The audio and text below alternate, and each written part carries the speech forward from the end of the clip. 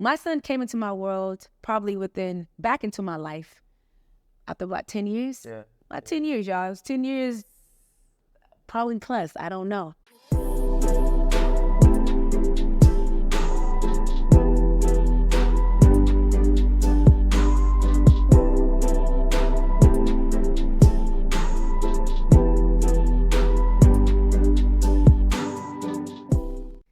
Welcome to another episode of Grow, Heal, Inspire.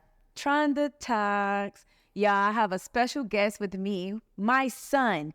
After reviewing the video you guys probably watched, if you had opportunity to watch it, I hope I gave you some information that will enlighten you in regards to why I am where I am. And I know you heard me talk about my son. Here he is, DeSoto. So I got Soda here with me today. And, a lot of people just gonna jump right into, as far as dynamic wise. As a mom, how do you like me? All right, so I've been waiting for this one. No, honestly, what I really love about our relationship is you don't really necessarily try to, control whatever I'm doing. You let me make my own decisions and make my own mistakes and things like that. And I'm a big trial, learning by trial kind of person anyway, right? So with that being said, it helps me learn quicker, I guess you would say, Now, some of the stuff I talked about in the last episode that we did, on my very first episode about who I am. One of the episodes is like, you were out of my life for a while. And I'm not sure, I know you don't want to talk about too much of certain things, but what I want them to understand with your relationship in regards to who I was at that time. Like, what you understood me to be was not who I am today. Correct, 100%. It took you, y'all, the thing is, what I'm getting at is, it took what I did it because I thought that was right at that point. I don't regret taking back anything that I don't take back anything or that I had to do to get where I am today. My son is a perfect example of that, where I gave it all over to God and I let him guide me in the direction to where I needed to go. When my son told me, when he came back into my life, he was like, he's hit me up on Facebook. Can I tell the story? Actually? Yes, go ahead, tell it. Oh, boom. Awesome. So at this point, I was in Frederick, Maryland, because I was in the military at this time. And there's one night I was having a glass of wine and I was like, why don't I just see if my mom's on Facebook, right? And this was at 10, 11, maybe 12 o'clock at night, just randomly, sent the message. I really never thought, not that I didn't think I was going to get a response. I just didn't think I was going to get a response in the next 5-10 minutes. I wasn't expecting that. I said hi and I just didn't know what to really say afterwards, right? And we just had a little conversation. I think one of the first things, we had a little conversation and then we scheduled out a, time for you guys to come out and visit. And I think one of the first things, like you said, he told me was on Facebook. I told him, I'm not apologize for anything, because in my head, I did nothing wrong. Yeah. He was taken pretty much out of my life to a degree. There was things that were happening, and I don't want to badmouth anybody in regards to how they felt they needed to be with you. And I don't do that. I never done it, and I don't do it now. And even then, because I had no idea. You know this. I didn't know that you just know that I didn't know some of the things that happened. And again, y'all, I'm trying to make this real clean because I don't want it to be a situation where anything is bad coming out of this conversation. I want this conversation to be inviting enough to where even if the person that raised you, because they raised you, I didn't get the same opportunity, but I'm raising you now. Yeah. Look where I am. I'm raising you now. And for me, that's important. I got to tell them thank you for doing everything that they did for you.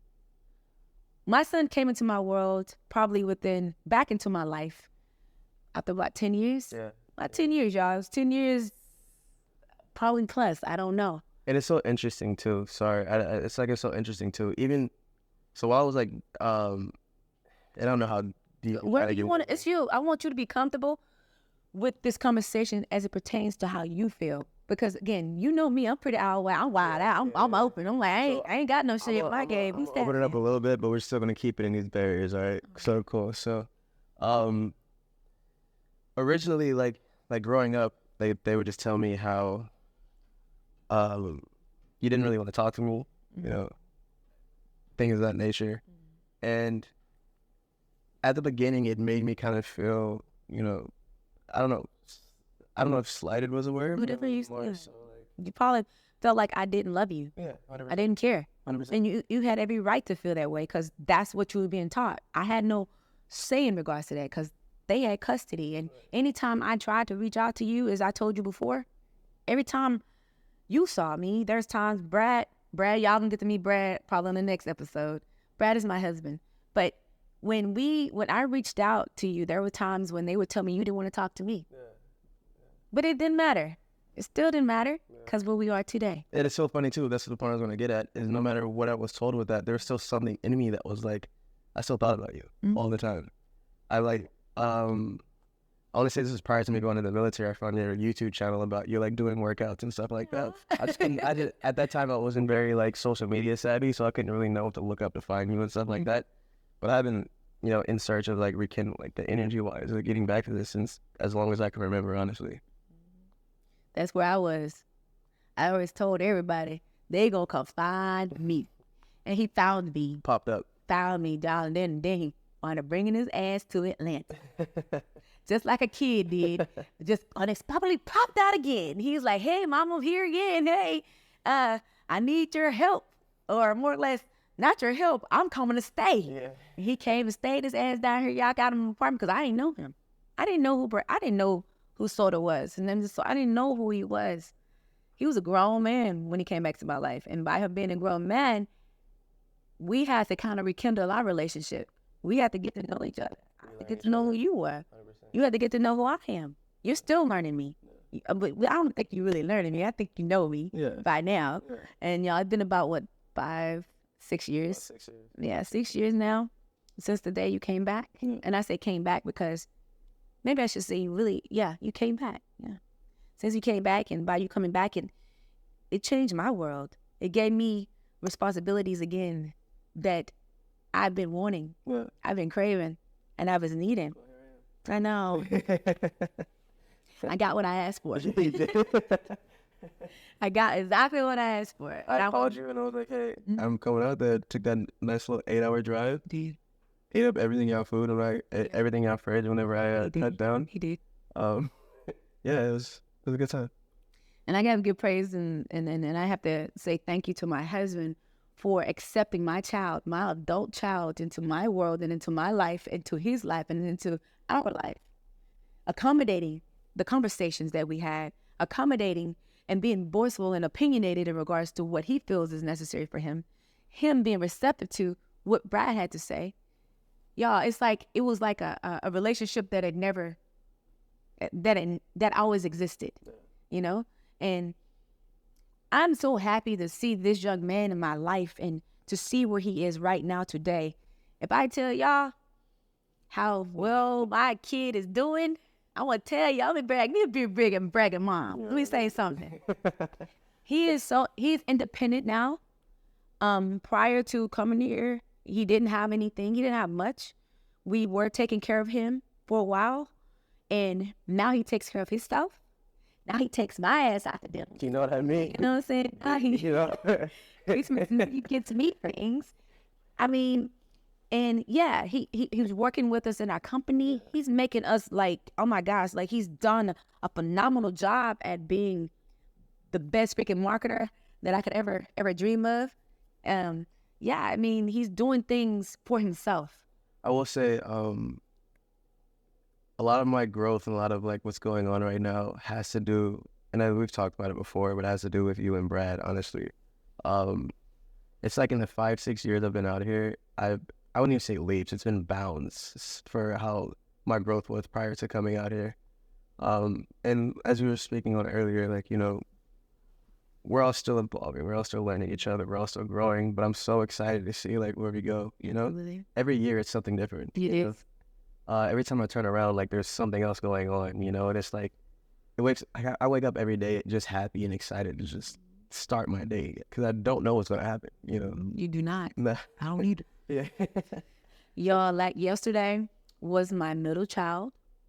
He's already been here with me in my heart. He's been here, him in his heart. Yesterday was his birthday. He'd have been 23, right? 23 years old. And we celebrate his birthdays. We celebrate his passing, the day of his passing. We don't make those days heavy or sad. Of course, we're going to have memories. We celebrate it every day since you've been here in Atlanta. Before you came, Brad would always try to make me occupied, keep me occupied in thought.